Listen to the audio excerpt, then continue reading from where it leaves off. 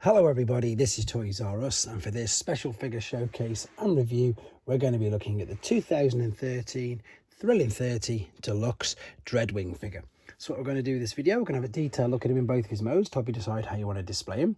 We'll have a look at the accessories that come with him to help you know if yours is complete. Because he's 10 years old now, I'm going to point out things that you need to be aware of if you have to purchase one for yourself.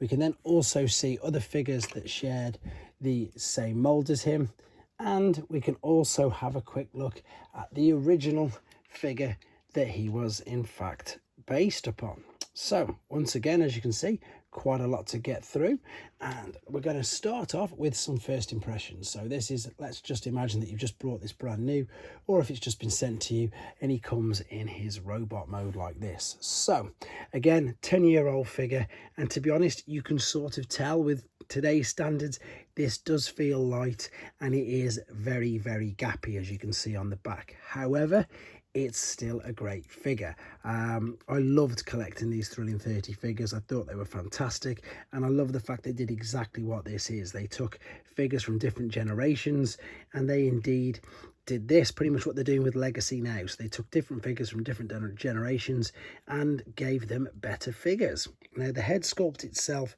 is pretty good, to be honest. You can't really make out much there. There is obviously definite light pipe in there going into the back of his head. You can see, yeah, a little bit better there, but otherwise probably the light from the camera is a bit too bright. But the head sculpt itself is brilliant. We've got the lovely G2 Decepticon logos on the chest as well, and again, I suppose the garish colours just really work with him, as well as the silver bits on the side. Articulation wise, the head will, let's see what it'll do. It won't do much. Oh, it's just stiff, so it will rotate. It'll look up and down as well. The shoulders, as you can see in there on ball and socket joints, we've got a shoulder swivel. Again, you can see all underneath. We've got a bicep flexion. We've got wrist movement, but it is mainly just for transformation purposes. We don't have a waist swivel, but the hips, again, as you can see, are on ball and socket joints. Knee swivels as well as a bend, and we've also got, is it an ankle tilt? I know we've got an ankle, sorry, I know we've got like a tilt, but again, more for transformation, and we don't really have a rock. But again, as I say, quite a lot of articulation for, I suppose, how old the figure actually is. And as I've already pointed out, unfortunately, he is a little bit gappy, and he does just feel really light, borderline flimsy. Borderline flimsy is perhaps the words that we're looking for nowadays, because again, the newer figures are so much more robust. The two accessories that he came with are these two guns. They look pretty much identical, but they're the opposite of each other, which you can see. Lovely silver detail there. One of them's got a handle on because you can combine them, which I'll show you in a second, and they're also going to be used as wingtips. Now, whether it's intentional or not, the gaps between here, I don't actually mind. I think it looks all right. If it's not intentional, obviously it's a horrendous QC error, but I think because it's equal all the way around, it looks good, so I'm not too bothered with that. I think it looks okay. It also comes with IDW's Robots in Disguise number 17 comic, but of course just with the different cover, which again I've mentioned loads of times on these videos, is a brilliant free gift. And I was going to say it's a shame they don't do it anymore, but they've just started doing it again with shattered glass, obviously, but it would be nice to get them perhaps as standard. But I think I pretty much covered everything there with first impressions. What we're going to do now, we're going to come back, have a look at him in his alternate mode before coming back again to do some more comparisons and see how he displays with his accessories. Okay then, so as you can see, he's already in his alternate mode. Quick apologies for my transformation process on this video. It will be uploaded in a separate video if you'd like to see it. This is for a couple of reasons. One is to keep the main length of the video down, and two is not to spoil it for people who don't want to see it themselves. They might want to experience the transformation process for the first time, and again, I don't want to ruin it for you. So the alternate mode, to be fair, is pretty cool. I like the look of it. I like the color scheme. I think it really works. I think the red on it really works as well. But I'm definitely getting and let's see if you agree with me, G1 Cyclonus vibe from it, especially with the cockpit area at the front, and the colour scheme is nearly the same. So I really think that it's got a little bit of a homage to that as well, even though it's not supposed to.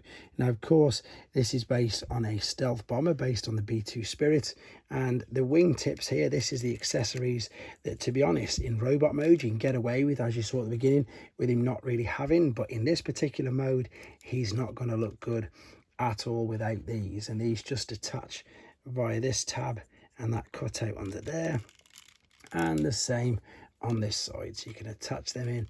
But then that is it for his accessories. However, though, he does have the 5mm ports, and then this means that you can then attach, I think that's a classic sideswipe weapon, to be honest. You can attach anything you want to it. Again, the beauty of this, but like the new figures, you can attach anything in these holes. That's one of the guns from Red Cog, and as you can see, exactly that, you can attach pretty much anything and everything. I was just looking underneath, there was more ports, but there's not. I suppose underneath it's quite well tucked away, shall we say. You can maybe make out what things are, but not too easily. It looks good. Again, I like this. I was a bit of a sucker for this mold, to be honest, in this whole toy line, which I've already mentioned. And you can see now how I think the red looks good coming through on these gaps. Whether or not it's supposed to or not, as I already said, I think it does look good, but there's not much more to say about that in that mode. What we'll do though is we'll have a look at the back of the packaging here. We can see he's got the tech spec. This is why I loved the Thrilling 30 toy lineup. You've got the tech spec, you've got there, it says the wings become battle cannon, which you can see, and I'm just going to say you can pause that now and read that if you'd like to. So one more thing to do, we're going to come back in his robot mode, see how we can use his accessories and start to do some comparisons and different displays.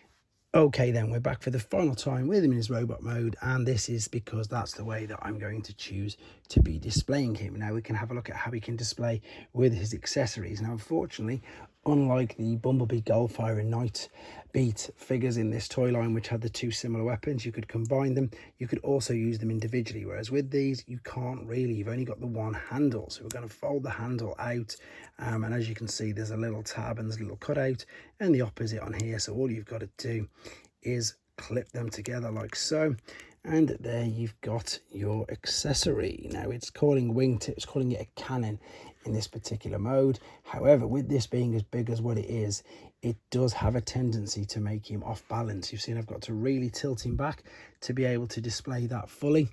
Doesn't look too bad, as you can see, but it would have been a far better if you could split them up and separated them. Even, of course, Thundercracker and Skywarp as well, you could do the same. You could point the weapons together, or you could use them individually. Now, I might be completely wrong. If any of you know a way to use these individually, please do let me know. I suppose you can use one like that, and then the other one, I've got no idea where it would go. You can see there's no, I suppose, ports for them to attach to. Maybe will it attach under there somewhere? No, can't really see how it's going to attach, in all honesty. So what I'll do is I'll just connect it back together like so, and you can have a look. I suppose again the red on here is brilliant, and the fact that it is translucent plastic, so when it catches the light it looks great. I'm going to pop him there for 2 seconds. What we'll do now then, this is another use of the mold. As you can see, there you go, that is of course Megatron from this particular toy line, and that is because obviously again it's the IDW incarnation of him, so he's not a tank, he's not a gun. And then this was also reused to make a movie figure, funnily enough, the Last Night version of Megatron, which unfortunately I don't have and can't obviously show you.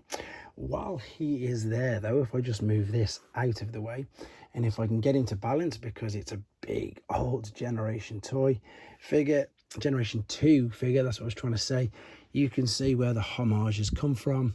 Head sculpt is brilliant on it. Unfortunately this guy isn't complete either, but you can totally see where they've got the homage from and the main idea behind it all. I think it looks great, to be fair, and it is a brilliant homage to that figure. With regards to how he looks, I suppose, to some of today's figures, the good thing is, again, they've made a few G2 remakes, so the garish colours aren't actually that garish. As you can see, we've got Ramjet sporting a very similar look, and indeed there is a G2 newer version of Megatron, so you could actually put him on display with some of the newer versions of figures that we've now got. And as you can see, he holds up pretty well, to be honest. He doesn't look too bad. He is very gappy from the front, which I've shown you.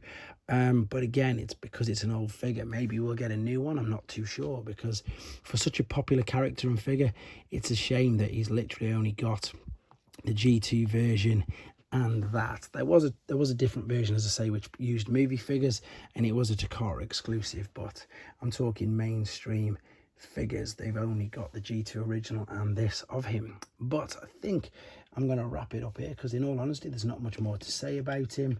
He is a great figure. It was a great toy line, and who knows, maybe we will get a newer version of him in the future. If you've got one, let me know. If you know a way to display the weapons individually, also please let me know in the comments, and let me know what you thought of him overall. Take care, everybody.